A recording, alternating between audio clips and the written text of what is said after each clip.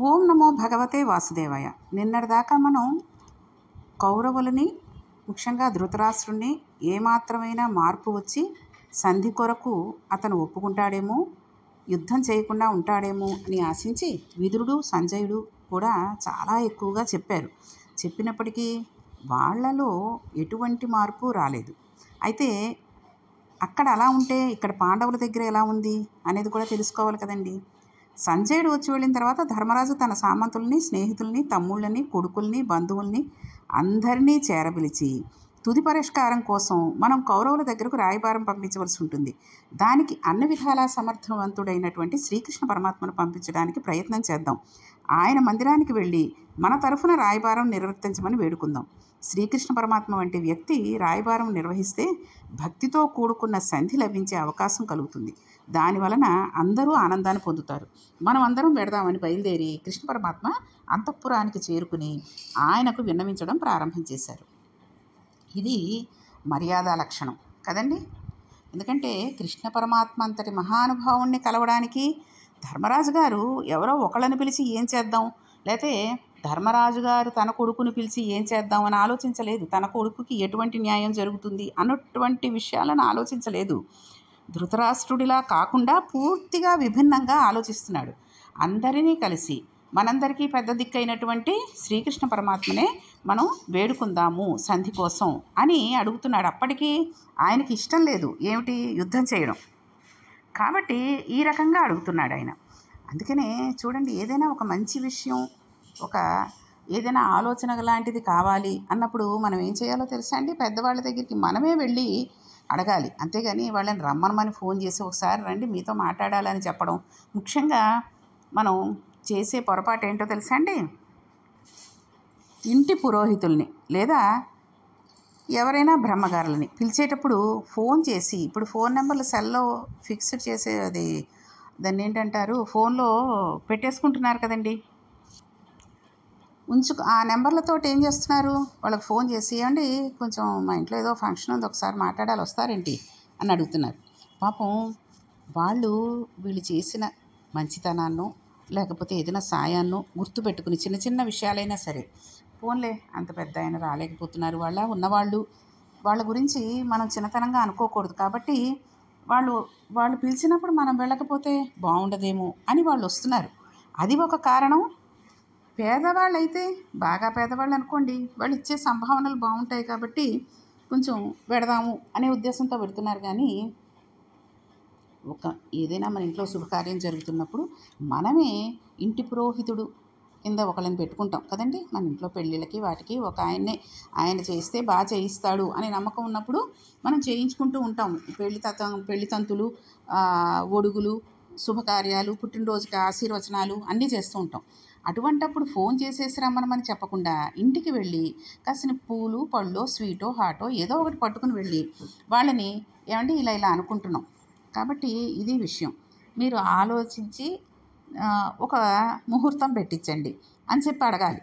అంతేగాని మా ఇంటికి రండి కాఫీ తాగుతూ మీరు చెబుతురు కానీ ముహూర్తం ఎప్పుడోను, అదీగాక ఆ ముహూర్తం కూడా శనివారం ఆదివారం వచ్చేటట్టు పెట్టించండి, పిల్లలకి సెలవులు ఉంటాయి, మాకు సెలవులు ఉంటాయి, సెలవులు వేస్ట్ కాకూడదు అన్నట్టుగా మాట్లాడకూడదు, చాలా జాగ్రత్తగా మాట్లాడాలి.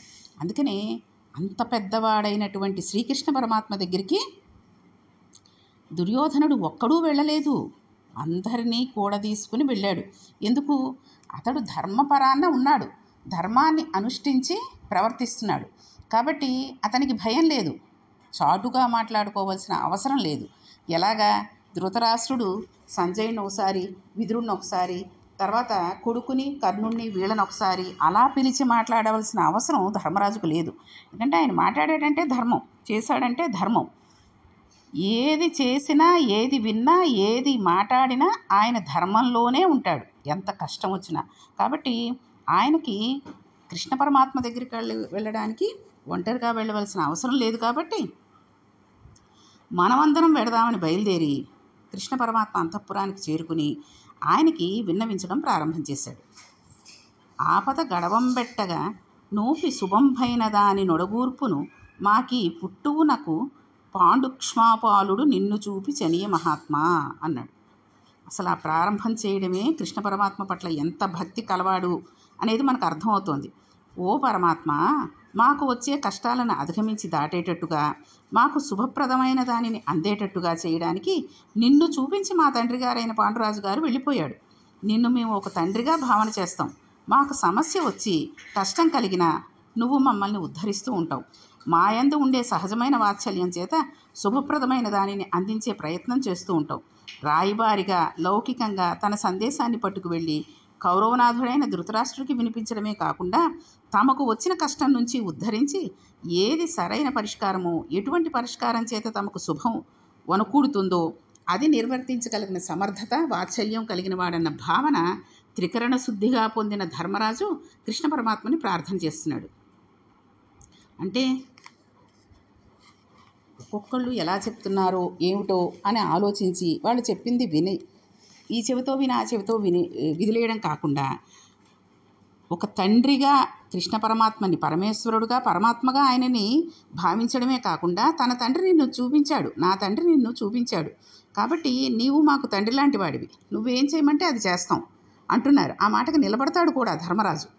కాబట్టి యువతలవారు అవతలవారి పట్ల ఉంచిన భక్తి విశ్వాసాలే అవతలవారు పూనుకుని పనిచేయడానికి కారణం అవుతాయి. అంతే కదండి. మనం ఎవరి మీదైనా విశ్వాసం ఉంచి ఆ పని మీరే చేయగలరు అని నమ్మించి విదిలేయాలి, నమ్మకం ఉంచుకుని విదిలేయాలి. అంతేగాని వాడికి ఆ పని అప్ప చెప్పిన తర్వాత ఇంకో పక్కన ఇంకోని పిలిచి, ఏమండి వాడు సరిగ్గా పనిచేస్తాడంటారా, ఏమీ తీసేసుకోడు కదా, బాగానే పనిచేస్తాడా అని అడిగారు అనుకోండి, వాడి మీద నమ్మకం ఏమున్నట్టండి ఇంకా. కాబట్టి అంత భక్తి విశ్వాసాలు కృష్ణ పరమాత్మ మీద పెట్టుకుని ధర్మరాజు గారు ప్రార్థన చేస్తున్నాడు. ధర్మరాజు తన హృదయాన్ని ఆవిష్కరిస్తున్నాడండి. రాయబారం అంతటికీ కీలకమైన విషయం ఏదో, తన హృదయం ఏమిటో, తన సందేశం ఏ ప్రధాన విషయాన్ని ఆధారం చేసుకుని ప్రతిపాదించబడుతోందో ఆ విషయాన్ని ముందు వివరించి ఎందుకు అటువంటి నిర్ణయానికి వచ్చాడు అన్నదానికి అనుగుణంగా స్పష్టతతో సమర్థిస్తూ మాట్లాడతాడు. ధర్మరాజుకి కలిగినది గాలివాటమైన ఆలోచన కాదు. తన ఆలోచన ఎటువంటి దాబ్రకం లేకుండా మాట్లాడుతున్నాడో అర్థమవుతోంది. నీ మిత్రులమైన మా కార్యం చక్కబెట్టడానికి సరైన సమయం. నీ ప్రయత్నం చేత మాకు దుర్మార్గులైన ఆ సుయోధనాథులతో యుద్ధం చేయవలసిన అగత్యం తప్పిపోవాలి.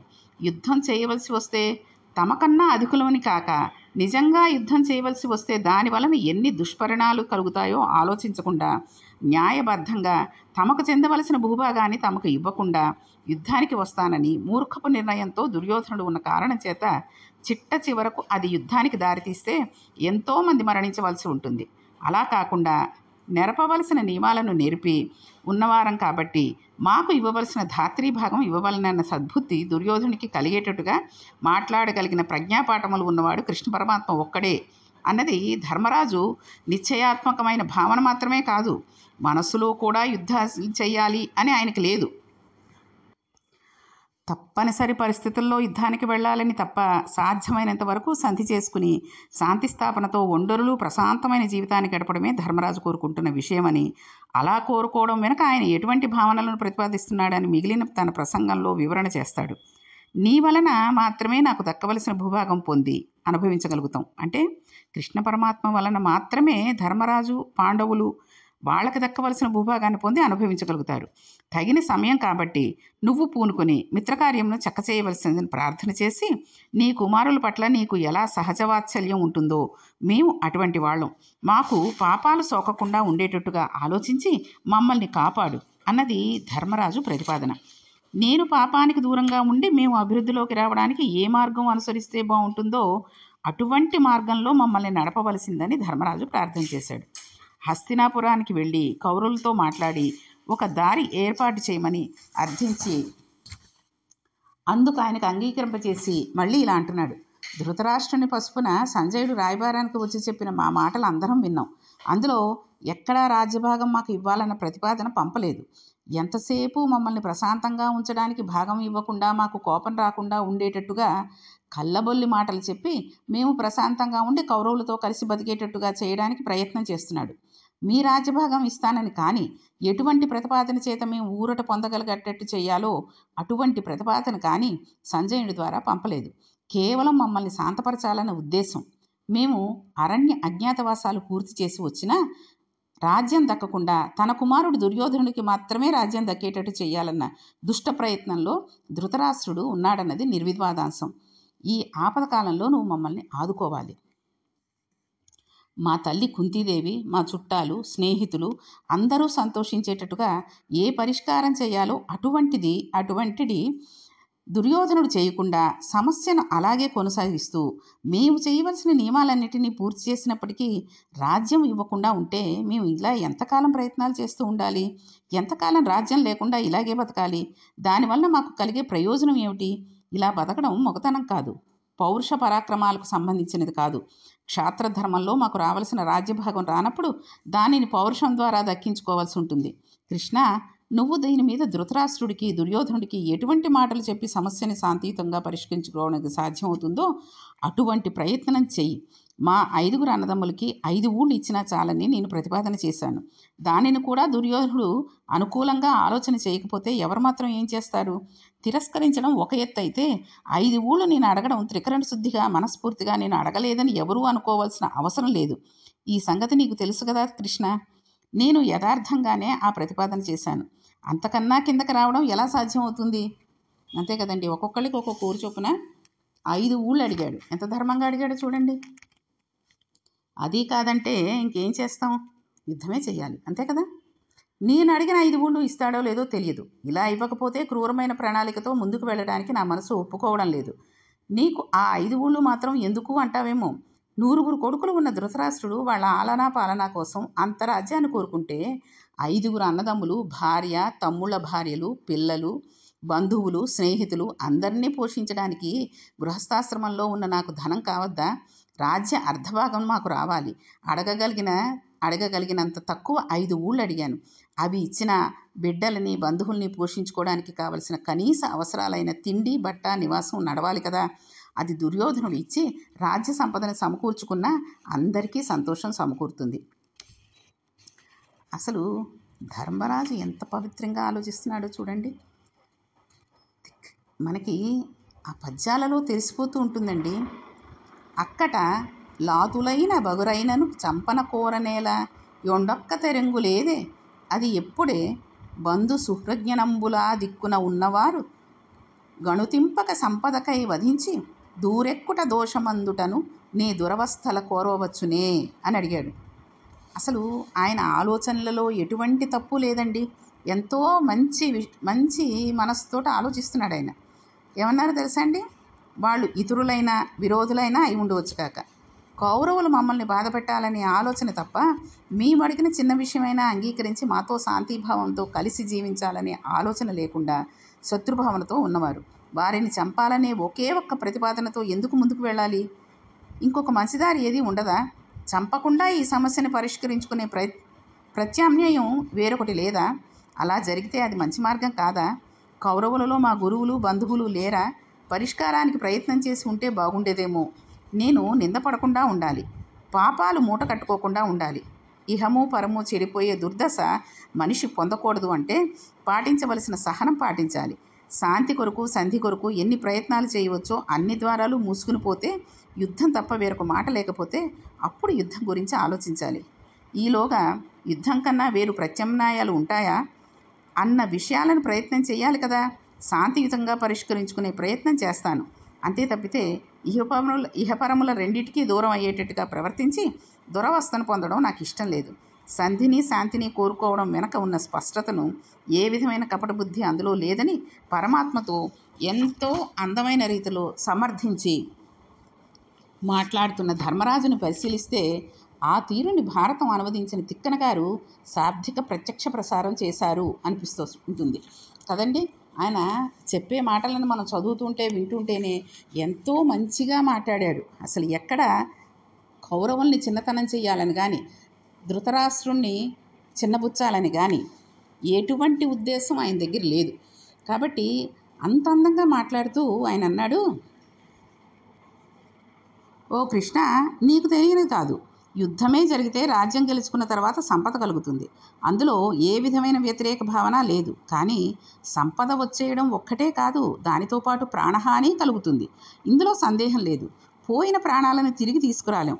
యుద్ధంలో ఒక మహావీరుడు విజృంభిస్తే ఎందరో యుద్ధభూమి నుంచి పారిపోవడం జరుగుతుంది. ఒక్కొక్కసారి బాగా అలసిపోయినప్పుడు వేరు కారణాల చేత బలవంతుడైన వాడు బలహీనుడైన వాడి చేత చిక్కి మరణించే సందర్భం కూడా ఏర్పడవచ్చు. అన్ని వేళలా యుద్ధం వలన ప్రయోజనం జరుగుతుందని, లక్ష్మి, సంపద, రాజ్యము కలుగుతాయని నిర్ధారణ చేయడం సాధ్యం కాదు. దాని పక్కన వేరొక పార్శ్వం ఉన్నది. అది అతి భయంకరమైనది. అసలు యుద్ధాన్ని ఎంచుకోవాల్సిన అవసరం ఏమిటి? ఎంత బలం ఉన్నప్పటికీ యుద్ధంలో గెలుస్తామని కానీ ఓడిపోతామని కానీ చెప్పడం సాధ్యం కాదు. గెలుపు ఓటమి రెండూ విధి నిర్ణీతాలు, పరమేశ్వరుని చేత నిర్ణయించబడతాయి. యుద్ధంలో మరణిస్తే ఇబ్బంది లేదు. అపజయం కలిగితే మనిషి గుండె బద్దలై అనేకసార్లు చనిపోయినంత బాధ కలుగుతుంది. అపజయం లభించి బతికి ఉండడం భరించలేనంత ఆవేదన కలిగిస్తుంది. యుద్ధం వలన కేవలం ప్రయోజనం ఉన్నదని చెప్పడం సాధ్యం కాదు. ఇన్ని బాధలకు అనర్థాలకి మూల కారణమైనది. అందుచేత యుద్ధం చేయవలసిన అవసరం లేకుండా పరిష్కారం సాధించుకోగలనన్న సమర్థతతో గుండెల మీద చేయి వేసుకుని పడుకోగలిగిన పదంలో ప్రయాణించగలిగిన వాడు చాలా ధన్యుడు. ఇన్ని ఇబ్బందులతో కూడుకున్న మార్గంలో వెళ్ళడం కన్నా పరమ ప్రశాంతమైన, ఎవరికీ ఏ విధమైన ఇబ్బంది లేని మార్గం తెలుసుకుని అందులో పెడతాననే ధైర్యం అవతల వారికి ఊరట కలిగిస్తుంది. అటువంటి మార్గాన్ని మనం ఎంచుకుందాం అని కృష్ణ పరమాత్మతోటి అన్నాడు. ఆ తర్వాత తిక్కన గారు పెట్టి రాసినటువంటి ఈ పద్యం అండి ఒక అమృత భాండం. పగ అనే దానిని ఎంత అణిచివేస్తే అంత మంచిది అని చెప్పడానికి మనకి అసలు ఈ పద్యం రోజు చదువుకుంటే ఎటువంటి శత్రువులు ఉండరండి మనకి. అంటే శత్రువులు ఉండరంటే ఇప్పటివరకు ఉన్న శత్రువులు వెళ్ళిపోతారు, మనల్ని వదిలేసి అని కాదు. మన మనస్సు ఒక రకంగా మారిపోవడానికి కారణం ఈ శ్లోకం.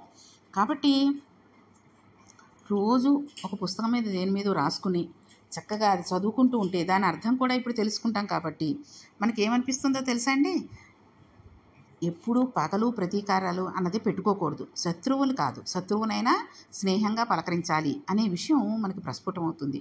కాబట్టి ఆయన రాశారు చూడండి, ధర్మరాజు గారు అన్నారు, పగ అడగించుటెంతయు శుభం అది లెస్స అడుంగునే పగంబగ వగకొన్న మార్కొనక పల్కక యుండగ వచ్చునే కడుంతెగ మొదలెత్తిపోవ పగ తీర్పంగా వచ్చిన క్రౌర్యమెందు నే మిగత దలంచిన పగకు మేలిమిలేమి ధ్రువంబు కేశవా అన్నాడు. పగ అనేదాన్ని ఎంత అణిచివేస్తే అంత మంచిది. యుద్ధం కానీ, హింస కానీ, రక్తపాతం కానీ మనకి అవతల వారి పట్ల ఒక ఆలోచన కలగడం వలన, కక్ష ప్రబలడం వలన సంభవిస్తూ ఉంటుంది. ప్రబలిన భావం అణిచివేస్తే అక్కడితో వదిలిపోతుంది.